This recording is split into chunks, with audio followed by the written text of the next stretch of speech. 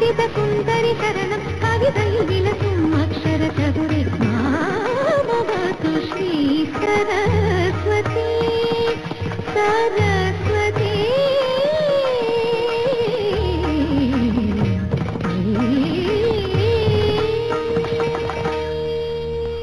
సమాజం మనకి ఏమిచ్చింది అన్న ఆలోచన కంటే సమాజానికి మనం ఏమిస్తున్నాం అన్నదే ముఖ్యం అన్న తీరులో ఆలోచించేవాళ్ళు చాలా తక్కువ మంది ఉంటారు.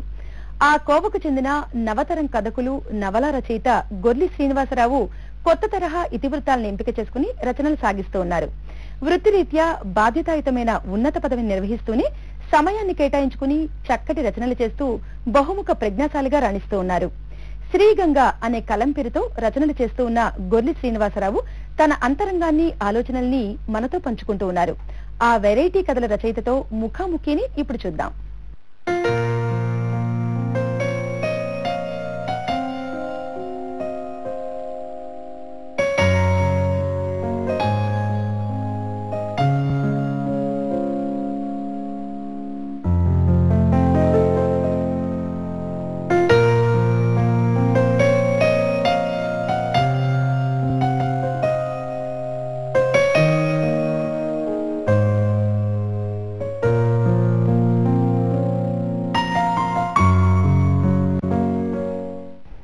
దూరదర్శన్ ప్రేక్షకులకు నమస్కారం. ఈవేళ మన స్టూడియోకి నవతరం కథకులు గొర్లి శ్రీనివాసరావు గారు వచ్చారు. వృత్తిరీత్యా ఆయన సౌత్ సెంట్రల్ రైల్వేలో చీఫ్ పర్సనల్ ఆఫీసర్గా వర్క్ చేస్తున్నారు. ప్రవృత్తి రచనా వ్యాసంగం. నమస్కారం శ్రీనివాసరావు గారు. నమస్కారం అండి. శ్రీనివాసరావు గారు, అసలు మీరు రచనా వ్యాసంగాన్ని మొదలుపెట్టిన తీరు గురించి చెప్తారా? 2008లోనండి సేతు రహస్యం అని ఒక నవల రాయడం జరిగింది. అది నా డైరెక్ట్ నవల. దాంతో నేను రచనా వ్యాసంగంలోనికి ప్రవేశించాను. అంతకుముందు కవితలు, కథలు రాసినా అది ఎప్పుడూ ప్రచురించడం జరగలేదు. సో సేతు రహస్యంతోనే నేను నా రచనా వ్యాసంగం మొదలుపెట్టానని నేను గట్టిగా చెప్పొచ్చు. అప్పట్లో సేతు రహస్యం అంటే అసలు రామసేతు అనే కాన్సెప్టే, అసలు ఆ విషయమే బాగా నలుగుతున్నటువంటి వ్యవహారం. ఆ ఇతివృత్తాన్నే మీరు కథనానికి ఎంచుకోవడం వెనుక ఉన్న కారణం ఏంటి? యాక్చువల్గా స్ఫూర్తి నాకు రాయాలి, నా మనసులో ఉన్న ఆలోచనలు బయటికి చెప్పాలి, ఏదైనా రాయాలి అని అనిపించింది ఈ వివాదం వల్లండి.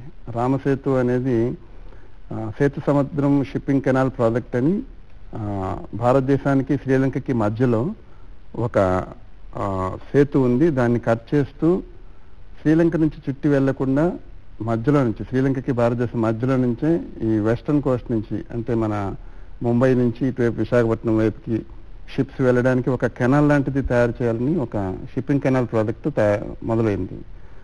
అది దానిపైన కొన్ని కోర్టు కేసులు, తర్వాత వాదోపవాదాలు, అలాగే మీడియాలో కూడా చర్చలు చాలా జరిగినాయి.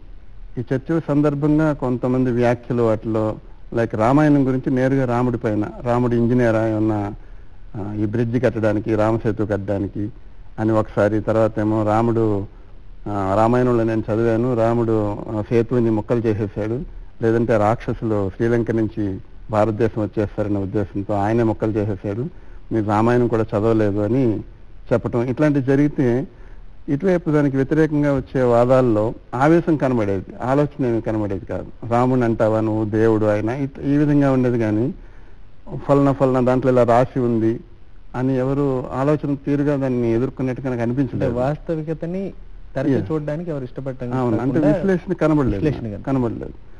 అది ఒక స్ఫూర్తిగా తీసుకొని, ప్లస్ రామాయణం చదివారనే ప్రశ్న కూడా నాకు సూటిగా నాకు తాకింది. నేను కూడా చదవలేదు, చదివి దాని గురించి తెలుసుకోవాలని ఫోకస్ పెట్టి చదివి అర్థం చేసుకుని వాల్మీకి రామాయణం స్టాండర్డ్ తీసుకున్నానండి. దాన్ని తీసుకొని చదివి ఇంకా వేరే పుస్తకాల నుంచి కూడా చాలా విషయాలు తెలుసుకొని ఒక నావల్లా అయితే నాకు తెలుసుకున్న విషయాలు యువతకు కూడా తెలుస్తుంది. ఏదో పురాణం రాస్తానంటే ఎవరు చదవరు, అందుకే దాన్ని ఒక ప్రేమ కథను జోడించి ఒక నావల్గా రాయటం జరిగిందండి. సేతు రహస్యం అని పేరు పెట్టాను దానికి. ఎందుకంటే సేతు వెనుక ఒక రహస్యం ఉంది, ఆ రహస్యం తెలియాలి అని. మీరు ఎంచుకున్న కథాంశం సామాజిక పరమైనది, పౌరాణిక పరమైనటువంటి కథను జోడించినది. అయితే మీరు ఆ కథనాన్ని నడిపించేటప్పుడు ఆ రీతిని కనుక చూస్తే ఓ సస్పెన్స్ థ్రిల్లర్ నవల ఒక మధుబాబు నవల్లాగా చదివే వాళ్ళకి అనిపిస్తుంది. అంటే ఆయన ఇన్ఫ్లుయెన్స్ కానీ లేదంటే మీరేమన్నా అభిమానం కానీ ఉన్నదా మీకు అట్లా? నా ఉద్దేశం మా ఆంధ్రాలో మధుబాబు గారిని కొన్ని తెలియని వాళ్ళు కానీ మధుబాబు గారి నవలు చదవని వారు కానీ ఎవరు ఉండరు. నా ఉద్దేశం మా ఇంటిలో పాది చదువుతూ ఉండేవాళ్ళము. అయితే ఆయన ప్రభావం ఉందని అనుకోని ఆయన అన్ని యాక్షన్ థ్రిల్లర్స్. దీంట్లో యాక్చువల్గా సమ్ కైండ్ ఆఫ్ డిటెక్షన్, కొత్త విషయాన్ని తెలుసుకోవాలి, రహస్యాన్ని ఛేదించాలి, ఆ ఆలోచన బేస్గా నడిచింది ఇది. దీని నుంచి 2-3 కథలు జోడిస్తూ నడపటం.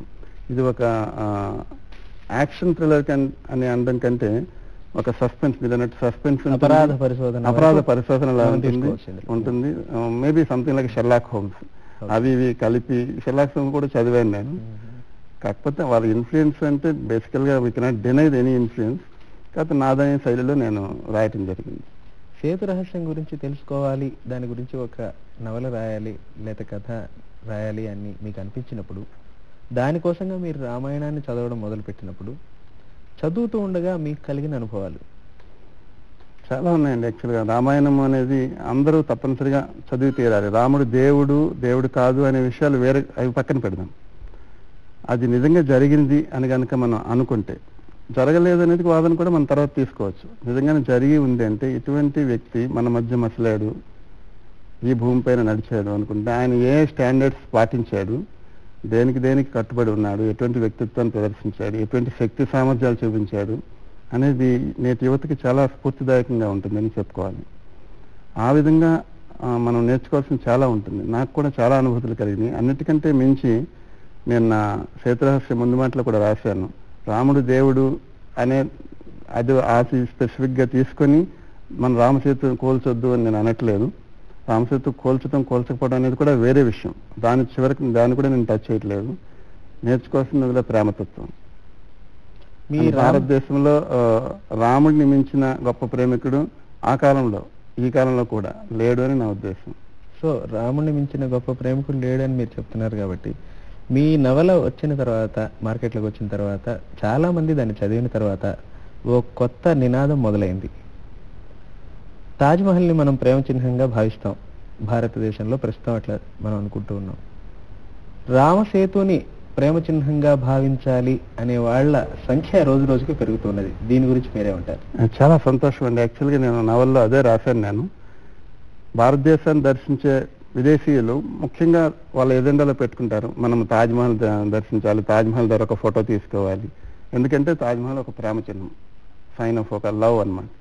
కాకపోతే నాకు అనిపించింది షాజహాన్ కట్టిన తాజ్మహల్ని చిన్నబుచ్చటం నా ఉద్దేశం కాదు. అదొక గొప్ప మాన్యుమెంట్. పాలరాత కట్టడం చాలా గొప్ప మాన్యుమెంట్, దాని మనకి గర్వకారణమే. అది అలా పక్కన ఉంచితే ప్రేమ గురించి ఆలోచిస్తే కనుక శ్రీరాముడు సీతని రక్షించడానికి కట్టిన రామసేతు అది అసలైన ప్రేమ చిహ్నం అని నా ఉద్దేశం. దాన్ని నేను నవల్లో ప్రతిపాదించడం జరిగింది. అందులో ఒక విదేశీ వనిత ఉంటుంది, కేట్ అని, ఆమె మెయిన్ హీరోయిన్. అందులో ఆమె కూడా రామాయణం, అలాగే రామాయణం చదివి కేట్ని నాతో పోల్చుకోవచ్చు. చాలా ఇంప్రెస్ అవుతుంది. ఇంప్రెస్ అయ్యి ఒక వెబ్సైట్ స్టార్ట్ చేస్తుంది రామాయణం, ఎస్పెషల్లీ రామసేతు గురించి. రామసేతు హోలోగ్రామ్స్ చేసి ఒక మోడల్ కూడా తయారు చేస్తుంది. ఇప్పుడు తాజ్మహల్కి ఎలాగ మనము ఐటమ్స్ కొని ప్రేమకు గుర్తుగా ఎవరు ఎలా పంచుకుంటున్నారో, అదేవిధంగా రామసేతుని ప్రేమ చిహ్నంగా ఆమె మార్కెట్ కూడా చేస్తుంది. సో ఈ థాట్ యువత యాక్సెప్ట్ చేయడం నాకు చాలా సంతోషంగా ఉందండి.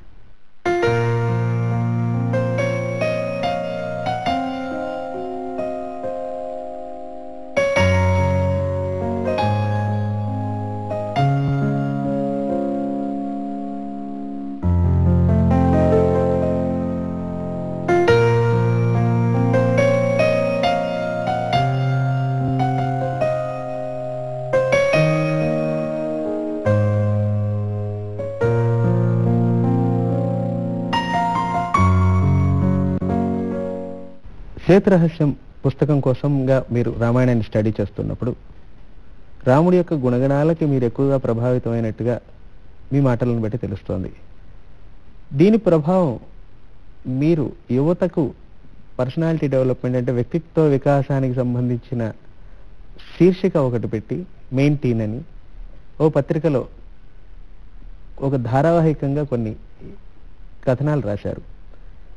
రాముడి యొక్క గుణగణాల ప్రభావం, ఈ వ్యక్తిత్వ వికాసానికి సంబంధించిన కథనాలు వీటికి దానికి ఏమన్నా లింక్ ఉందా? ఉందండి. మీరు చెప్పింది మెయిన్ టీన్లో నేను ఆ పేరులోనే యాక్చువల్గా ఒక ఉద్దేశాన్ని పెట్టాను నేను. టీనేజ్ అనేది జీవితంలో చాలా ముఖ్యమైన భాగము. టీనేజ్లో మీరు చేసుకునే అలవాట్లు కానీ, మీరు చేసుకున్న నిర్ణయాలు కానీ, మీరు వెళ్ళాలనుకున్న దిశ కానీ, దానివల్ల లైఫ్ మొత్తం డిసైడ్ అవుతుంది. ఇప్పుడు పేరెంట్స్ కూడా దాని గురించే వర్రీ అవుతుంటారు, పిల్లల్ని ఆ టీనేజ్లో ఎలాగ మేనేజ్ చేయాలి వాళ్ళని అని. సో మెయిన్ టీన్ అని ఈ టైటిల్ కూడా మా అబ్బాయి సజెస్ట్ చేశాడు, మెయింటైన్ అని. సో మెయింటైన్ పెట్టడం జరిగింది. రామాయణంలో రాముడే కాకుండా ఇదివరకు నేను చెప్పినట్లుగా అన్ని పాత్రలు కూడా రకరకాల వ్యక్తిత్వాలు ఆయా సందర్భాల్లో సూట్ అయ్యాయి. ఫర్ ఎగ్జాంపుల్ హనుమంతుని తీసుకోండి, ఆయన ప్రవర్తన బట్టి మనం నేర్చుకోవాల్సింది ఎంతో ఉంటుంది, కార్యసాధకులు నేర్చుకోవాల్సిన విషయాలు. అలాగే మెయింటైన్ రాసిన 6 సుగుణాలు అని, ఏ సుగుణాలు ఉండాలి, ఉద్యమం, సాహసం, ధైర్యం, శక్తి, బుద్ధి, పరాక్రమం, ఇటువంటివి. ఈ 6 గుణాలు ఎక్కడైతే ఉంటాయో అక్కడ దేవతలు ఉంటారని అంటారు. మన శాస్త్రాలను కూడా బేస్ చేసుకున్నాను నేను మెయింటైన్ పర్సనాలిటీ డెవలప్మెంట్ ఆర్టికల్స్ రాసినప్పుడు. నా మెయిన్ ఎయిమ్ ఏంటంటే టీనేజర్స్ చదవాలి. అందుకే కొద్దిగా ఇంట్రెస్టింగ్ టైటిల్స్ కూడా పెట్టడం జరిగింది. ఫర్ ఎగ్జాంపుల్, రండి రూల్స్ బ్రేక్ చేద్దాం, అలాగే ఏది అర్జెంట్, ఇటువంటివి. ఏంటంటే ఇంపార్టెంట్ అర్జెంట్ అనే విషయంలో కన్ఫ్యూజ్ అవుతుంటారు జనాలు. అర్జెంట్ పని ముందు చేసేద్దాం అనుకుంటారు, ఇంపార్టెంట్ నెగ్లెక్ట్ చేస్తారు. అది చివరికి ఏమవుతుందంటే అది అర్జెంట్ అయ్యేసరికి దానికి సరైన టైం కేటాయించలేకపోతారు. పరీక్ష అవ్వచ్చు, జీవితం అవ్వచ్చు. సాధారణంగా 2 రూల్స్ బ్రేక్ చేద్దామంటే ఇష్టపడని పిల్లలు అంటూ ఎవరు ఉండరు. నా ఉద్దేశం ఏంటంటే ఆల్రెడీ మనం చిన్నప్పటి నుంచి కొన్ని నేర్చుకుని ఉంటాం. ఇవి ఈ విధంగానే ఉండాలి, ఏం రూల్స్ లేవండి, ఈ విధంగానే ఉండాలి. బ్రేక్ చేయొచ్చు, వాటిని చాలా సేఫ్గా బ్రేక్ చేయొచ్చు, కొత్త రూల్స్ క్రియేట్ చేసుకోవచ్చు. పేరెంట్స్ని పార్ట్నర్స్ చేయాలి పిల్లల పెంపకంలో. పిల్లలతో పాటు ఇద్దరు ఒప్పందం చేసుకోండి, ఆ ఒప్పందాన్ని పాటించండి. తండ్రిగా నువ్వు ఎంత ఒప్పందం చేసుకుంటావు, తల్లిగా నువ్వు ఎంత చేసుకుంటావు, అలాగే పిల్లలు, అమ్మాయి కానీ అబ్బాయి కానీ, లెటస్ మీట్, ఒక మెమరాండం ఆఫ్ అండర్స్టాండింగ్ అనమాట. మొత్తంగా వాళ్ళ స్నేహంగా ఉంటుంది, వాళ్ళు ప్రెషర్ కూడా ఫీల్ అవ్వరు. వాళ్ళ జీవితాన్ని షేపప్ చేసుకునే దాంట్లో పేరెంట్స్ పార్టిసిపేట్ చేయొచ్చు, వాళ్ళు పార్టిసిపేట్ చేస్తారు. అదే ఉద్దేశంతో రండి రూల్స్ బ్రేక్ చేద్దామన్నా. అంటే మొత్తంగా వాళ్ళకి అలవాటు చేయాల్సింది లక్ష్యం మీద ఫోకస్ చేయడం. కరెక్ట్ అండి, అవును. అలవాటు అనేది చాలా ఇంపార్టెంట్. యాక్చువల్గా మేనేజ్మెంట్ ఆఫ్ హ్యాబిట్ అనేది సరిగ్గా వస్తే కనుక విజయం అనేది ఎప్పుడు వాళ్ళ చేతిలోనే ఉంటుంది. నిజానికి విజయం అనేది కూడా ఒక అలవాటే. లైక్ నేను చాలాసార్లు చెప్తుండేవాడిని, ఆహారం అనేది కూడా ఒక అలవాటే. బికాస్ మనకు ఆకలేసింది అని మనం తినం, మనకు ఆ టైంకి అలవాటు అయిపోయింది, తింటుంటాం. ఆ శరీరానికి అంత ఫుడ్ అవసరం లేకపోవచ్చు, కానీ అలవాటు అయిపోయింది, చేస్తుంటాం. అలవాటు అనేది ప్రతి మనిషి జీవితంలో ప్రతి క్షణము అతను డ్రైవ్ చేస్తూ ఉంటుంది. అదే విజయానికి మనం అలవాటు పడ్డాం అనుకోండి, లైక్ ఫోకస్ చేయటం అలవాటు అయింది అనుకోండి, మన ముందుండే సమస్య పైన, మనం చేయాలనుకున్న పని పైన ఫోకస్ చేయడం, దృష్టి, ఆ అలవాటు మనల్ని అలాగే విజయం అయిపోయి తీసుకెళ్తుంది. విజయం కూడా అలవాటు అయిపోతుంది. Keep on feeding it self అనమాట. నథింగ్ సక్సీడ్స్ లైక్ సక్సెస్ అన్నారు. ఒకసారి విజయం వస్తే ఆ విజయం రుచి మనకి తెలుస్తుంది. అదే రుచికి మళ్ళీ మళ్ళీ విజయం సాధిస్తారు. పిల్లలు కూడా అలాగే చేస్తారు. సో ఒకసారి అలవాటు అనేది ఎలా ప్లాన్ చేసుకోవాలి అంటే వేరియస్ అలవాట్లన్నీ, దాంట్లో మెయిన్ ప్రతిదీ ఒక అలవాటుగానే చూశాను. దృష్టిని బట్టి సృష్టి అని, లైక్ మన మనసులో మనం చెప్పుకునేదే, లైక్ NLP అని కూడా అంటుంటారు. ఆ విధంగా మనమే టీచ్ చేసుకోవచ్చు. ఒకటి చెప్పాను, తమాషగా ఉంటుంది అది, నరుడా ఏమి నీ కోరిక అని. నరుడా ఏమి నీ కోరికలో మనము గుడికి వెళ్ళి దండం పెట్టుకొని దేవుడి ముందు మన కోరిక చెప్పుకుంటాం, చాలా మంచిది. యాక్చువల్గా అంటే నేనేం కోరుకోలేదండి, గుడికి వెళ్ళాను, దండం పెట్టుకుని వచ్చేసానండి. అది మంచిదే కావచ్చు, కానీ పర్సనాలిటీ డెవలప్మెంట్ దృష్టిలో అంత మంచిది కాదు. కోరిక చెప్పాలి. గుడికి వెళ్ళి ఇది నా కోరిక అని చెప్పా, బాగుంది. నేనేం సజెస్ట్ చేశానంటే ప్రతి అరగంటకి, ప్రతి గంటకి చెప్పుకో, ఇది నా కోరిక, ఇది నా కోరిక అని. ఎందుకంటే గుడిలోనే లేడు దేవుడు, నీ మనసులో కూడా ఉన్నాడు. నీ మనసులో ఉన్న నువ్వే ఆ కోరిక పట్ల కమిట్మెంట్ పెంచుకుంటా నువ్వే సాధిస్తావు. నరుడా ఏమి నీ కోరిక అని అడిగేది బయట నుంచి దేవుడు కాదు, నీ మనసులో ఉన్న నువ్వే అడుగుతున్నావు. సో ఆ కోరిక పైన ఫోకస్ తీసుకుంటా, డెఫినెట్గా అది నీ కళ్ళ ముందు ప్రత్యక్షం అవుతుంది. You will certainly do it, success అవుతావు నువ్వు. ఆ ఉద్దేశంలో నరుడా ఏమి నీ కోరిక అని. వాటన్నిటికీ చాలా మంచి రెస్పాన్స్ వచ్చింది యువత నుంచి. పేరెంట్స్ కూడా చాలా మంది దాన్ని అభినందించారు. ఇప్పటి వరకు మీరు ఎన్ని కథలు రాశారండి? 50కి పైగా రాసింటానండి. వాటిలో మీకు చాలా బాగా నచ్చినటువంటి, మీ హృదయానికి హత్తుకున్నటువంటి కథ ఏమిటి? ఆల్మోస్ట్ ప్రతిదీ ఏదో చెప్పాలని అనిపించినప్పుడే రాస్తూ ఉంటాను నేను, ఒక స్పందన వచ్చినప్పుడే. కాకపోతే కొన్ని మీరు ఇలా అడిగితే బాగా గుర్తుకొచ్చేవి. జీవితంలో కోత అని ఒకటి ఉంది. జీవితంలో కోత, ఆ కథ ఏమిటంటే మనందరం చేసేదే. లైక్ ఇదివరకు కథల్లో రాసేవాళ్ళు, కోడలేమో అత్తమామల్ని పీడిస్తూ ఉంటుంది అండ్ కొడుకేమో ప్రేమగా చూసుకుంటాడు. నాకు అనిపించేది, లేదు కోడలు కూడా ప్రేమగానే చూసుకుంటుంది, కొడుకు కూడా ఒక్కోసారి నెగ్లెక్ట్ చేయొచ్చు, అలక్ష్యంగా చూడవచ్చు. అలక్ష్యం ఎలా ఉంటుందంటే, తండ్రికి ఒంట్లో బాగుండకపోతే హాస్పిటల్కి తీసుకెళ్లారంటే రేపు తీసుకెళ్దాం, ఇప్పుడు ఏమి అంత పెయిన్ ఏం లేదు కదా, సమ్ కండిషన్ ఇది, ఒక రేపు చూద్దాం, ఎల్లుండి చూద్దాం, అట్లా పోస్ట్పోన్మెంట్ అనమాట.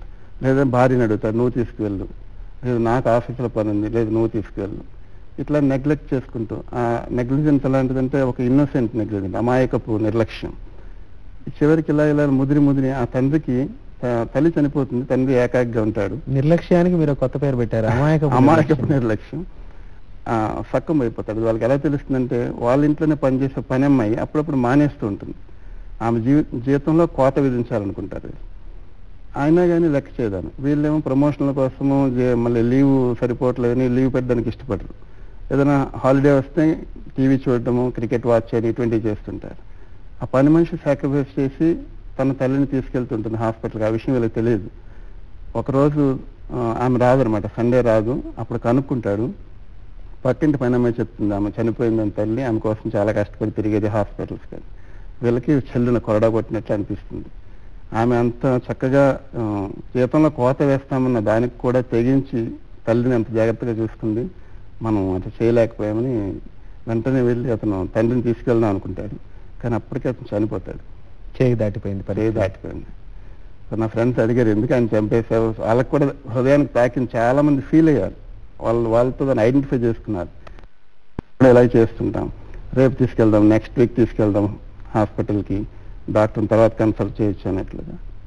అది జీవితంలో కోత అని వేశాం. జీవితంలో కాదు కోత, జీవితంలో మర్చిపోలేని కోత పడిపోతుంది.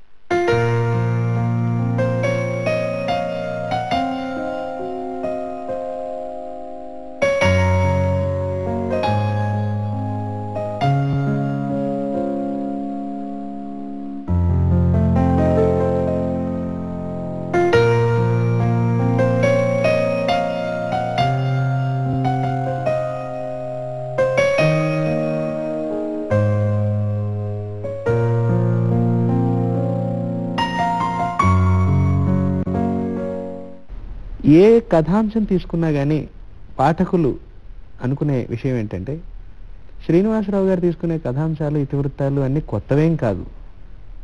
ఇంతకుముందు పాత కథకులు, రచయితలు, నావలికులు అన్నీ తడిమినవే. అయితే ఈయన ప్రతి విషయాన్ని చాలా కొత్తగా ప్రజెంట్ చేస్తున్నారు. అది ఇంకొక విషయం ఏంటంటే, రాసిన కథనే మళ్ళీ రాయటం నాకు ఇష్టం ఉండదు. అదే విషయాన్ని లేకపోతే అదే సబ్జెక్ట్ని మళ్ళీ తీసుకోవడం ఇష్టం ఉండదు. I always try for something new. దానికని ఒక వెరైటీ కథల రచయిత అని కూడా ఒక పేరు వచ్చేసింది. చాలా మంది అంటుంటారు, మీకు ప్రతి కథ డిఫరెంట్గా ఉంటుంది. అలా ఉండడానికే నేను ట్రై చేస్తుంటాను. ఒక ప్రేమ కథ రాస్తే మళ్ళీ అటువంటిది ఇంకొక ప్రేమ కథ రాయటం ఇష్టం ఉండదు.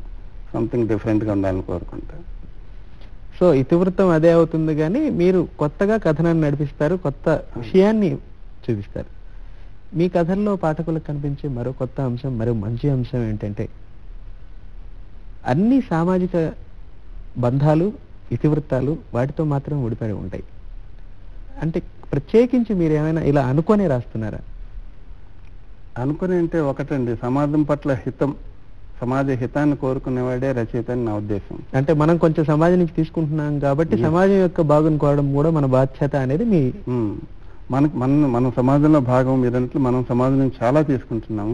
సమాజానికి ఏమి చేయలేకపోతున్నామో కూడా, బట్ అట్లీస్ట్ చెడు చేయకూడదు.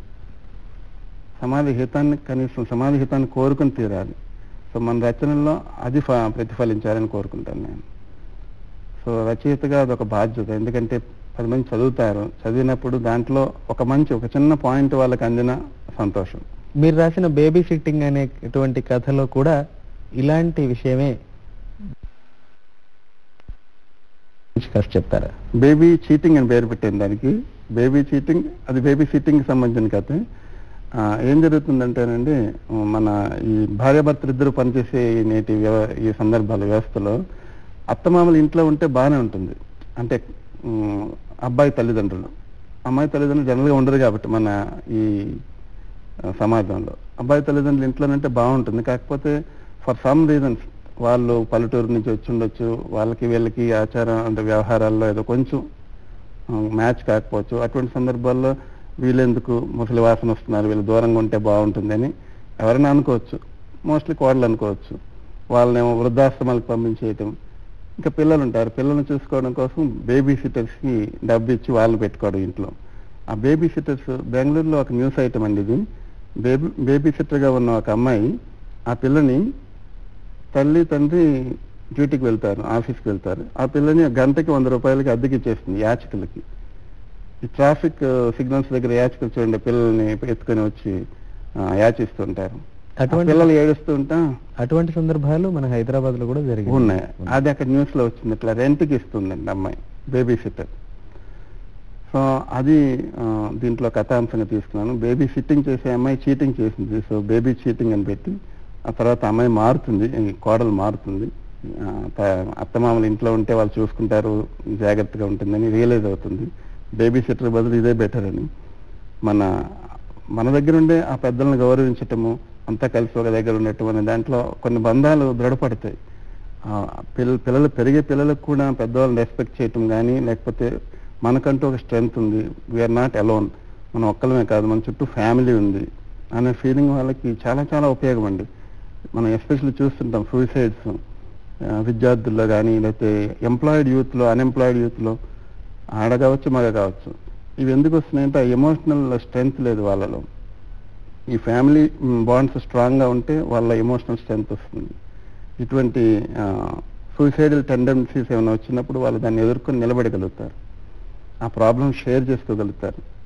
నమ్మకం ఉంటుంది, చెప్పాలి, అమ్మా నాన్నకి చెప్పొచ్చు, లేకపోతే అమ్మమ్మకి చెప్పొచ్చు, నాన్నమ్మకి చెప్పొచ్చు అంటే ఒక ఫీలింగ్ ఉంటుంది వాళ్ళకి. అంటే గత ఫ్యామిలీ స్ట్రాంగ్ బాండ్స్ ఉంటాయి. గత కాలంలో ఉన్నటువంటి మన కుటుంబ వ్యవస్థ యొక్క గొప్పదనాన్ని అందరికీ తెలియజెప్పేందుకు మీరు ఈ కథ రాశారు. అవునండి, బాగుందండి, చక్కగా ఉంది. రాయల కాలం నాటి ఇతివృత్తాన్ని తీసుకొని మీరు రాసిన కథల గురించి కాస్త చెప్తారా? రాయల కాలంలో యాక్చువల్గానండి ఒకటి మనం బరంపురం అనే నానుడి చాలా మంది విని ఉంటారు. ఇది ఎలా వచ్చింది అని నేను కొంత రీసెర్చ్ చేశాను, ఎవరు సరైన సమాధానం చెప్పలేకపోయారు. ఈ బరంపురం అనే దానికి ఆ పేరు ఎలా వచ్చిందని నేను ఒక కథ రాశాను. దీని గురించి ఒక ఊహ, ఫ్యాక్ట్ ఫిక్షన్ కలిపి రాశాను. ఫ్యాక్ట్ ఏంటంటే రాయల వారి జైత్రయాత్ర. గజపతులు రాయల్ని నిందించటము, దాసీపుత్రుడు అని అనేవారు రాయల్ని. ఎందుకంటే వాళ్ళేమో సుక్షత్రియులమని, సూర్యవంశరాజులమని, కొనార్క్లో సూర్య టెంపుల్ కట్టారు చూడండి, సో సూర్యుడిని ఆరాధించేవాళ్ళు వాళ్ళు. శ్రీకృష్ణదేవరాయలు అంటే దాసీకి పుట్టినవాడని, అతను రాజే కాడని ఒక రకంగా చిన్నబుచ్చాలను చూసేవాళ్ళు. సో అదంతా ఫ్యాక్ట్, దానికి కొంత ఫిక్షన్ నడిపి జైత్రయాత్ర జరిగింది. అది కూడా ఒకనాటి జైత్రయాత్ర అనే టైటిల్తో ఒక కథ రాశాను నేను. రాయలు వెళ్తాడు, అయితే యుద్ధం జరుగుతున్నప్పుడు గజపతుల భార్య, గజపతుల కొడుకు వీళ్ళకి చిక్కుతారు. ఒక టెంపుల్లో వాళ్ళు పూజలు చేస్తుంటారు, రాయల సైన్యం మొత్తం దాన్ని చుట్టేస్తుంది. సో వాళ్ళు రాయల బంధంలో ఉంటారు. యాక్చువల్గా ఇప్పుడు పాలిటిక్స్ ప్రకారం చూస్తే గజపతి ఓడిపోయి వీళ్ళ ఏమడిగితే అది ఇచ్చేసేయాల్సిందే, లేదా రాజ్యం కూడా వదిలేయాల్సిందే. కానీ రాయలు ఏమంటారంటే మీరు ఈ పూజలు చేసుకోవచ్చు నిరాటంకంగా, మీకు ఇట్లాంటి ఇది కలిగినందుకు చింతిస్తున్నాము, అసౌకర్యం కలిగినందుకు, ఇది వేరే అది వేరే, యుద్ధం వేరే ఇది వేరే అంటే వాళ్ళు ఆశ్చర్యపోతుంది ఆమె. ఎందుకు మీరు ఇలా అన్నారంటే ఇది మా సంస్కారం, విలువలు, మా అమ్మగారు అట్లా మాకున్న విలువలు, మా సంస్కారం, తల్లి పరస్త్రీని తల్లిగా గౌరవించాలి, సో మీరు మాకు మాతృ సమానం. సో చాలా ఇంప్రెస్ అవుతుంది. దాంతో అనిపిస్తుంది అనమాట, కుత్తుకలు కోసి చైత్రయాత్ర చేయటం కాదు, హృదయాలను గెలుచుకోగలిగితేనే చైత్రయాత్ర. సో గజపతులు మనసు మార్చుకుంటారు, తమ కూతురినిచ్చి కృష్ణదేవరాయలకి వివాహం చేస్తారు. అప్పుడు ఈ సైన్యం అంతా విడిది చేసిన ఊరిని బరంపురం అంటే వరుడిపురం అని, ఆ వరుడిపురం కాలక్రమేణా బరంపురంగా మారింది. ఎందుకంటే మన ఈ ఒడియా సోదరులు వా పలకరు, బా పలుకుతారు, వాకు బదులు. సో వరుడిపురం కాస్త బరంపురం అయిందని నేను కల్పించాను. దీనికి ఏమీ బేస్ లేదు, అయితే అది జరిగి ఉండొచ్చు. అప్పటి నుంచి వాళ్ళకి మనకి మధ్య స్నేహం, మనం బరంపురం అంటే ఎవరు మనం అంటే ఆంధ్ర, అండ్ ఒరియా, ఈ రెండు స్నేహంగా ఉండాలి అనే అంశం అందులో మనం బరంపురం వచ్చింది. అదొక కథ రాశాను. నవల కథ కాకుండా వాటితో పాటుగా ఈ మెయిన్ టీన్ అనే ధారావాహికం కూడా రాశారు. ఈ మూడు కాకుండా ఇంకా సమాజానికి ఉపయోగపడేవి ఏమైనా రచన సమాచార చేశారా? హక్కు చట్టం అని 2005లో వచ్చిందండి. కాన్స్టిట్యూషన్ ఆఫ్ ఇండియా తర్వాత మనం గొప్ప చట్టంగా చెప్పుకోవాల్సింది సమాచార హక్కు చట్టం అనేది. దానివల్ల ప్రతి పౌరుడికి ఒక ఎంపవర్మెంట్ అంటూ వచ్చింది, ప్రభుత్వాన్ని ప్రశ్నించే హక్కు. అది సాధారణంగా మెంబర్స్ ఆఫ్ పార్లమెంట్కి ఉంటుంది, పార్లమెంట్లో ఉండి వాళ్ళు ప్రశ్నించగలుగుతారు. ఇప్పుడు మన ఇంట్లో ఉండే ప్రశ్నించగలము. మామూలుగా అందరూ అంటారు డెమోక్రసీ కదా, మనకు పవర్ ఎక్కడ ఉంది అంటే ఓట్లో ఉందంటారు. అది నిజమే, ఓట్లో ఉంది, కాదనట్లేదు. ఓటు వేసేసిన తర్వాత ఆ పవర్ మీ నుంచి వెళ్ళిపోయింది కదా. కాకపోతే ఈ సమాచార హక్కు చట్టం అనేది మీకు ప్రశ్నించే బలాన్ని ఇస్తుంది. ఈ బలం మాత్రం మీ నుంచి ఎప్పుడూ వెళ్ళిపోదు, ఎప్పుడు కూడా అడగొచ్చు మీరు. అదే ఓటు హక్కు 18 ఏళ్ళకి వస్తుంది. ఇది వయసుతో పరిమితి లేదండి. ఒక స్కూల్ పిల్ల 6th క్లాస్ అనుకుంటా అమ్మాయి, ఆమె పిఎంఓకి, ప్రైమ్ మినిస్టర్ ఆఫీస్కి ఒక సమాచార హక్కు చట్టం కింద ఒక ప్రశ్న పంపించింది. మహాత్మా గాంధీని నేషనల్ ఫాదర్ ఆఫ్ నేషన్ అంటారు కదా, దానికి ఆధారంగా ఉన్న పత్రం ఉంటే నాకు పంపించండి అని. పిఎంఓ అంతా వెతికి అటువంటి పత్రం లేదని రిప్లై ఇచ్చారు. పత్రం ఉందా లేదని పక్కన, అది వేరే విషయం, పక్కన పెడదాను. కాకపోతే అంత పెద్ద ప్రధానమంత్రి కార్యాలయం ఒక ఆరో తరగతి చదువుతున్న అమ్మాయికి సమాధానం పంపించింది చూడండి. అది ఎంత గొప్ప విషయం. అది ఒక ఎంపవర్మెంట్. ఆ శక్తి మనకి ప్రతి పౌరుడికి ఇచ్చింది సమాచార హక్కు చట్టం. దీని గురించి అందరికి అవగాహన కలగాలని అడుగు అని ఒక శీర్షిక పెట్టాము. ఆంధ్రభూమి వీక్లీలో నడుస్తుంది, ఇది 3 ఏళ్ళుగా నడుస్తుంది. మంచి రెస్పాన్స్ ఉంది దీనికి. అడుగు అంటే ఆస్క్, అలాగే ఒక స్టెప్, కొంచెం ముందుకి ఒక అడుగు వేసినట్టుగా. మీరు రైల్వేస్లో వర్క్ చేస్తున్నారు కదా, రైల్వేస్తో ముడిపడి ఉన్నటువంటి కథనాన్ని తీసుకొని ఇప్పటి వరకు ఏమన్నా కథ రాశారా? రాశానండి. రైల్వేలో స్కౌట్స్ బాగా ఎక్కువగా ఫాలో అవుతుంటారు. ఎందుకంటే రైల్వే స్కూల్స్ అన్నింటిలో కూడా స్కౌటింగ్ కంపల్సరీ అండి. అట్లాగే స్కౌటింగ్ చేసే వాళ్ళలో శరత్ బాబు అని ఒక ఆయన ఉన్నారు. ఆయన ఏం చేశారంటే అండి, ఒక మంచి పని చేశారు. ప్లాట్ఫామ్ చిల్డ్రన్, లైక్ ప్లాట్ఫామ్ పైన అనాథలుగా తిరిగేవాళ్ళు. అనాథలు అంటే తల్లిదండ్రులు లేరని కాదు, తల్లిదండ్రులు ఉన్నా కానీ వాళ్ళని ఏదో కారణం చేత వదిలేసి వాళ్ళకి దూరం అయిపోయిన వాళ్ళంతా వాళ్ళు వదిలేసి ఉండొచ్చు, లేకపోతే వాళ్ళే పెద్దవాళ్ళే వీళ్ళని దూరంగా నెట్టేసి ఉండొచ్చు. కొన్నిసార్లు యాక్సిడెంటల్గా దూరం అయిపోతారు అనుకోకుండా. ఒకసారి ఇట్లాంటి ప్లాట్ఫామ్ చిల్డ్రన్ని ఇతను చేరదీసి ఒక ఆశ్రమం నడుపుతున్నాడు. అది బిట్టగుంట దగ్గరలో ఉంది. ఆ ఆశ్రమంలో ఒకసారి అతను ఒక ప్లాట్ఫామ్ చైల్డ్ని ఒకటి తీసుకొచ్చాడు. ఆ అబ్బాయి యాక్చువల్గా ఇంటి నుంచి పారిపోయి వచ్చినాడు కాదు, తల్లిదండ్రులు తరిమేసిన వాడు కాదు. ఎలా జరిగిందంటే, వాళ్ళ ఊర్లో ఒక ట్రైన్ ఆగితే ఆ ట్రైన్ ఎక్కి అవతల దిగుదాం అనుకున్నాడు. లెవెల్ క్రాసింగ్ దగ్గర ఆగింది. ఆగిన రైలు ఎక్కాడు, అది కదిలి వెళ్ళిపోయింది దిగే లోపుగానే. సో అది ఎక్కడ ఆగలేదు. వచ్చి విజయవాడ స్టేషన్లో దిగాడు. ఆ అబ్బాయికి తన పేరు తెలియదు, తన పేరు తెలుసు, తల్లిదండ్రుల పేరు తెలియదు, ఊరి పేరు తెలియదు. ఎలాగా వెనక్కి పంపిస్తారు? పోలీసులు కూడా అలా చూసి ఇతనికి అప్పచెప్పేశారు శరత్ బాబుకి. శరత్ బాబు అతన్ని పరిశీలిస్తూ యాక్చువల్గా ఆశ్రమంలో పెట్టుకుని అబ్జర్వ్ చేస్తున్నప్పుడు అతను సినిమా పాటలు పాడడం గమనించాడు. స్కౌటింగ్లో అది గమనించడం అనేది ఒక ఇంపార్టెంట్ అలవాటు అనమాట. అవతల వాళ్ళని గమనిస్తాం, ఏదైనా ఉంటే observation is very important. So ఈ అబ్బాయికి సినిమాలు ఉంటే ఇష్టమని తెలుసుకున్నాడు. తెలుసుకుని ఆ మాటలు అడిగారు, ఏ సినిమాలు చూస్తావు, ఎలా చూస్తావు, ఎక్కడ, ఎవరితో చూస్తావు, ఇట్లా. సో సినిమాలు బేస్ పెట్టుకుని క్వశ్చనింగ్ అడుగుతూ ఉంటే మెల్లమెల్లగా కొంత ఇన్ఫర్మేషన్ గ్రహించాడు. ఆ ఇన్ఫర్మేషన్ ఏంటంటే, అతను రెగ్యులర్గా ఒకటే సినిమా హాల్కి వెళ్తాడు. అతని పేరు చెప్తే అతనికి తెలిసింది ఆ సినిమా హాల్ పేరు. ఆ cinema hall level crossing gate పక్కనే ఉంటుంది. ఆ సినిమా హాల్ పక్క సందులోనే వాళ్ళ అమ్మమ్మ గారి ఇల్లు ఉంటుంది. సో సినిమా హాల్ పేరు తెలిసింది, లెవెల్ క్రాసింగ్ గేట్ పక్కనే ఉంటుందని తెలిసింది. శరత్ బాబు రైల్వేలో పనిచేస్తున్నాడు. ఇంకా తోటి ఉద్యోగులందరికీ ఫోన్లు చేసి ఎక్కడ ఏ ఊర్లో లెవెల్ క్రాసింగ్ గేట్ పక్కన ఫలానా సినిమా హాల్ ఉంది అది కనుక్కొని చెప్పమని అందరిని అభ్యర్థించాడు. కరెక్ట్ రెస్పాన్స్ వచ్చింది, ఫలానా ఊర్లో ఉంది, అది విజయనగరం దగ్గరలో ఎక్కడ ఉంది. ఈ అబ్బాయిని తీసుకుని అక్కడికి వెళ్తే గుర్తుపట్టాడు వాళ్ళ అమ్మమ్మ వాళ్ళ ఇల్లు అంతా. అది 4-5 ఏళ్ళ తర్వాత జరిగిందనమాట. చాలా హ్యాపీ అయిపోయారు వాళ్ళ రీయూనియన్కి. సో దాన్ని ఒక కథ రాశానండి, ఆగిన రైలు అని. అంటే ఇదంతా కథ వెనక కథ, కథ వెనక కథ. అవును.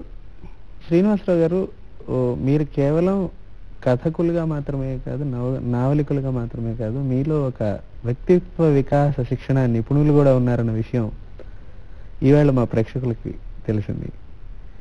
రాబోయే రోజుల్లో ఇంకా ఏ ఇతివృత్తాలను తీసుకొని మీరు కథలు రాయాలనుకుంటున్నారు? ఇంకా మీ నుంచి మేము ఏమి ఎక్స్పెక్ట్ చేయొచ్చు?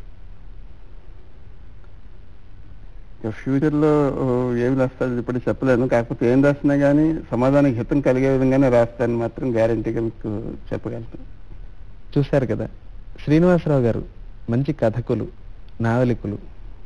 ఆయనలో వ్యక్తిత్వ వికాస నైపుణ్యాలు కూడా చాలా బాగా ఉన్నాయి. అయితే తన దగ్గర ఉన్నటువంటి నైపుణ్యాలు సమాజానికి ఎక్కువగా ఉపయోగపడాలి, యువతకు ఎక్కువగా ఉపయోగపడాలి, మన వ్యవస్థలో ఉన్న గొప్పతనాన్ని అందరూ తెలుసుకోవాలి, వాటిని ఆచరణలోకి తీసుకొస్తే చాలా బాగుంటుంది అన్న ఉద్దేశంలో శ్రీనివాసరావు గారు సమాజం నుంచి నేను కొంత తీసుకుంటున్నాను కాబట్టి సమాజానికి హితంగా ఉండేటువంటి విధానంలో నేను రచనలు చేస్తే బాగుంటుంది అనే ఆలోచనలో ఉన్నారు. చాలా సంతోషం శ్రీనివాసరావు గారు, ఈవేళ మా స్టూడియోకి వచ్చి మా ప్రేక్షకులతో మీరు మీ భావాలను పంచుకున్నందుకు. నమస్కారం అండి. నమస్కారం అండి. నాకు ఈ అవకాశం ఇచ్చిన దూరదర్శన్కి కృతజ్ఞతలు. Thank you.